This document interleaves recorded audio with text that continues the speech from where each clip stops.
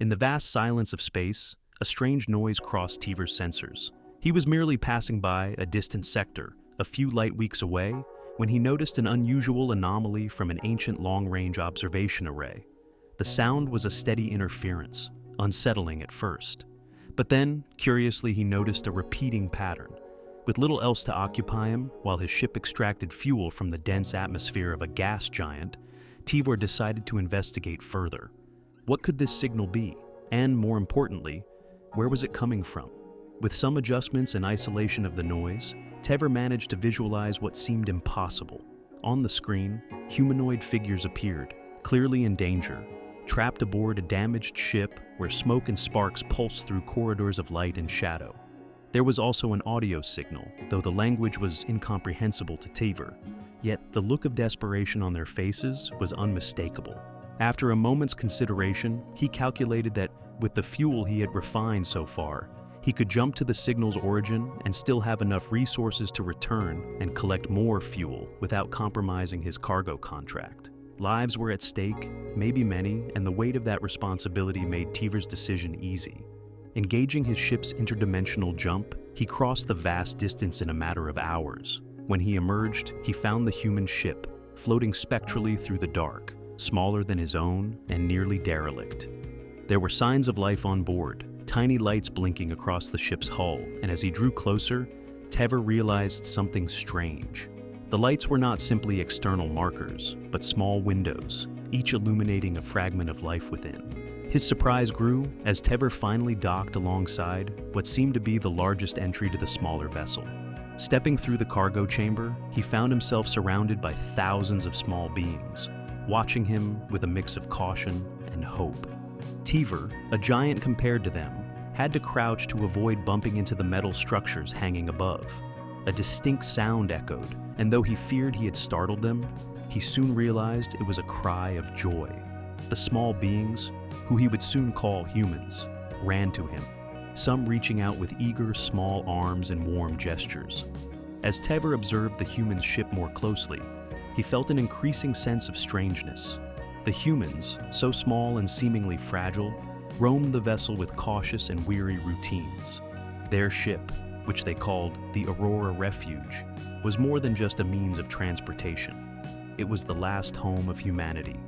The humans explained to Tevor that their home planet, ancient Earth, had been consumed by climate catastrophes and devastating solar events. Only a few remained, and the crew aboard might very well be the final representation of their species. Over generations, they had survived within their ship, with each new birth adding a bit of hope, an extra breath for humanity. Yet, their supplies were nearly exhausted. Their life support systems ran on the edge, and their miniature gardens, an attempt to grow food, failed more often than not. The Aurora Refuge drifted from system to system, but every potential planet posed risks, revealing itself to be hostile or barren. For many aboard, a single question lingered. Why were we the only ones to come this far, only to face the end? With Tevor's ship now serving as a temporary haven, the humans eagerly shared their stories and fears. Among those tales was an old proposal, a planet known only as Rima, a world shrouded in dense mist forests, with an almost compatible atmosphere and an alien fauna never fully studied. Some of the humans' ancient explorers once hailed Rima as humanity's last viable hope, a place that required adaptation but showed promise. However, upon arrival, others insisted something had gone terribly wrong. The ship's legend spoke of a failed initial colonization, and the shadows of what transpired on Rima grew into near myth. Tevor, upon hearing these stories, felt curious and somewhat suspicious. He couldn't shake the sense of secrecy among the humans, something that remained unsaid. Judging by the anxious expressions of the older humans, it seemed that the failure on Rima had not merely been a miscalculation or accident. There were rumors of a disease that had overtaken the initial colony, one that no known technology could combat. Then it hit him. What if it was not just a disease, but something they had unknowingly awakened? Tevor pondered this, recalling his own species' caution when dealing with unknown forces. He knew stories of other failed colonies on worlds with hostile ecosystems. There was a pattern, an omen that the more advanced a species, the more vulnerable it became to alien environments and organisms. One thing was clear. the humans were nearing their own limits. As time passed and Tevor aided the humans with provisions, he noticed a peculiar behavioral pattern among them. The humans spoke of recurrent dreams, as if space itself was playing tricks on their minds. It grew to the point where some claimed to hear whispers in the quietest hours aboard the ship, whispers that spoke of Rima, as if the planet were calling to them. The younger humans began to openly discuss returning to Rima and resuming the colonization efforts. The planet, despite its sinister reputation, seemed to many a better fate than slow extinction aboard the Aurora refuge. Tevor, hesitant and wary, watched the debate intensify. He knew that colonizing hostile worlds required a level of preparation the humans no longer had. Yet, he understood that they were at a dead end, to risk the unknown or fade away. In an effort to assist, he offered to use his ship as an initial support base, a refuge in orbit that could hold supplies and protect the humans during early explorations. A small team, led by Mira, a young woman with a fearless resolve and a mysterious knowledge of Rima, volunteered to lead the return. Mira was an enigmatic figure, inspiring and courageous.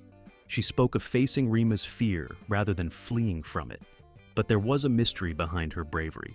She seemed to know more about Rima than anyone. When Tevor's ship finally reached orbit over Rima, a strange feeling came over everyone. Tevor couldn't help but notice a slight tremor in Mira's hands and a peculiar gleam in her eyes, as if caught between dread and anticipation. Mira shared the last transmission from the original colony, a chaotic fragment where voices were cut by static and background noise. At one point, someone shouts in desperation, "They are part of the planet." Then, silence. This message, never fully understood, had become a symbol of fear and reverence among the crew of the Aurora. Now, Tevor shared in that fear, yet he also knew he couldn't abandon the humans. The planet below loomed as a great mystery, and perhaps a trap, something that waited patiently for the unsuspecting to arrive. As they descended to the planet in search of answers, Tevor felt a foreboding unease. Something on Rima was alive, perhaps conscious, and seemed to know that the last of humanity had returned to face a fate long left unfinished. Days passed, and Tevor became accustomed to the humans' presence on his ship. They were persistent, resourceful, and, above all, grateful. Initially, they were careful in their interactions, limiting themselves to keeping the ship organized and occupied with small projects. But gradually, as their orbital journeys around Rima grew more frequent, the humans began to surprise him. They used their creativity to reorganize, occupying smaller spaces and repurposing recycled materials in ways Tevor would never have considered. Tevor also noticed that small groups would gather and whisper at regular intervals. Mira's presence at these gatherings intrigued him. She, who had led the initial expedition to Rima, had become a spokesperson, communicating with Tevor and reporting progress. Yet, there was something unsaid, a series of gestures and conspiratorial looks among the humans that escaped Tevor's understanding. He knew they were planning something, but to respect their customs, he refrained from asking. Then, one quiet afternoon, Mira approached Tevor, accompanied by other humans carrying something wrapped in colorful fabric and polished metal fragments. "Tevor," she began, with an expression blending pride and emotion. "In our culture, it's customary to thank those who save us with something that shows their value to us." Hearing this, Tevor felt warmth stir within. Despite the differences between them, he was beginning to see the humans as allies.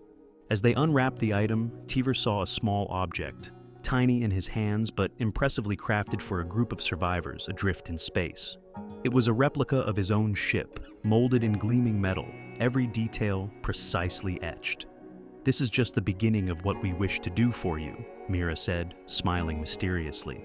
"Our true gift is still in progress, but we hoped you would accept this as a first gesture of our gratitude." Tevor leaned down to accept the gift and expressed his thanks in return, struggling to contain the growing curiosity about what else lay ahead. In his long career of interstellar travel, he had never received anything so meaningful. Yet Mira made it clear this was merely an introduction, and Tevor found himself eagerly anticipating whatever awaited him. After days of suspense and intense work, Mira and the other humans called Tevor to one of the ship's isolated sections, a compartment he rarely used except for secondary cargo.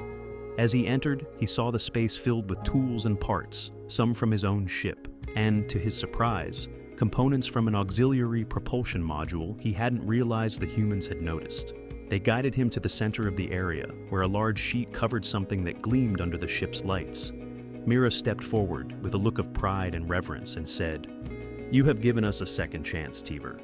And, as promised, we wish to give you something to repay that gift." The work was hard, and many of us put all we had into recreating something that, we believe, will serve you as well as you have served us. At her signal, the sheet was pulled away, revealing a complex structure Tevor recognized immediately. A long-range hyperdrive core, adapted by the human's small but skilled hands to fit his ship. He saw the full extent of human ingenuity. They had analyzed, understood, and enhanced a system that his own species considered a pinnacle of design and engineering. "We wanted you to know that we are ready to face the unknown," Mira said, her voice thick with emotion. "With this core installed, your ship can cross distances at twice its previous speed, and perhaps even explore uncharted quadrants if you wish. And if you ever need help on your own explorations, you will have us as allies, ready to return the favor." Tevor, stunned, looked at each of them in amazement. The parts and core now part of his ship represented not only human gratitude, but an alliance and intelligence he had never anticipated. The planet Rima remained an enigma, perhaps one day revealing its own secrets and perils. But as he looked at the humans gathered before him, Tevor knew that with allies so resourceful and determined, any obstacle could be overcome. And so, Tevor embarked on a new purpose, his ship faster than ever, and with his new friends by his side, ready to face the vast unknown. Epilogue. Tevor gazed at the stars from his cabin, recalling the moment he left the humans on Rima.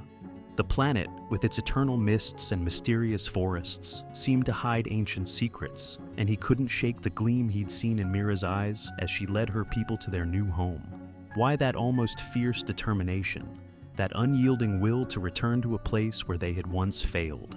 He wondered if Mira, with her poised stance and aura of authority, might be more than just a survivor, perhaps a leader, a queen of the last humans, destined to forge an empire where there had once been only defeat. As much as Tevor admired the humans' ingenuity, he couldn't dismiss the feeling that Mira had intentions beyond mere survival. It was almost as if she had a debt to settle, a cycle to complete. The impression that the humans were returning not to coexist with Rima's life, but to mold and dominate it, left him uneasy. He knew that humans were undeniably courageous, but what would be the cost of their ambition on this enigmatic planet? Now, many star cycles had passed since that farewell, and Tevor felt the call of the unknown once more. The memory of the humans drove him to plot a course back to Rima. He longed to know, had they thrived or been swallowed by the planet? With the hyperspeed engines Mira and her people had crafted, a century was but a breath in time. And so, resolute, he set the coordinates. Soon, the mystery of Rima and humanity's fate would be unveiled, and he was more than ready to discover the truth.